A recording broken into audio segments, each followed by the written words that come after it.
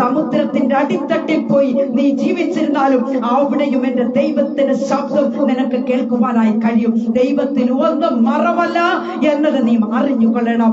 ഏലിയാവേ, നീ ഗുഹയിൽ നിന്ന് വെളിയെ വാ. ഒരു ശബ്ദം കേൾക്കുക. എന്താണെന്നറിയാമോ? ഏലിയാവേ, നീ ഗുഹയിൽ നിന്ന് വെളിയെ വാ. Praise the Lord. ദൈവം കടന്നു പോകുന്നു. ആമേൻ, ഹല്ലേലൂയ.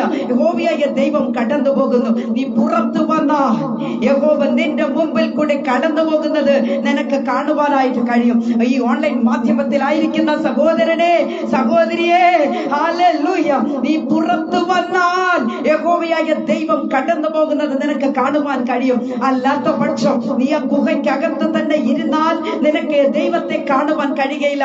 എത്ര പേർക്ക് മനസ്സിലാകുന്നു? മനസ്സിലാക്കുവാൻ കഴിയുന്ന ദൈവജനം ഇരിക്കുന്ന ഇടത്ത് ദൈവത്തെ സ്തുതിച്ചാട്ടെ. ഹല്ലേലൂയ. കുഞ്ഞേ, കാറ്റിൽ യഹോവയില്ലായിരുന്നു. ഒരു കാര്യം മനസ്സിലാക്കണം, കാറ്റിൽ യഹോവയില്ലായിരുന്നു, ഭൂകമ്പത്തിൽ യഹോവയില്ലായിരുന്നു, തീയിലും യഹോവയില്ലായിരുന്നു. എന്നാൽ തീയുടെ ശേഷം സാവധാനത്തിൽ ഒരു മൃദുസ്വരമുണ്ടായി. ഏലിയാവ് പുറത്തു വന്നു. Praise the Lord. ഏലിയാവേ, ഇവിടെ നിനക്ക് എന്ത് കാര്യം എന്ന് ചോദിക്കുന്ന ശബ്ദം. ഏലിയാവേ, നീ ഗുഹയ്ക്കകത്ത് ഒളിച്ചിരിക്കുവാനുള്ള വ്യക്തി അല്ല. ആമേൻ, ഹല്ലേലൂയ. നിനക്ക് ഇനി ദൂരയാത്ര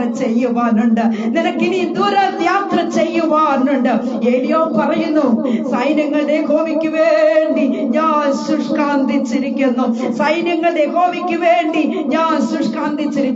യഹോവയുടെ സാന്നിധ്യത്തെ ഏലിയാവിന് ഉണരുവാൻ കഴിഞ്ഞില്ല.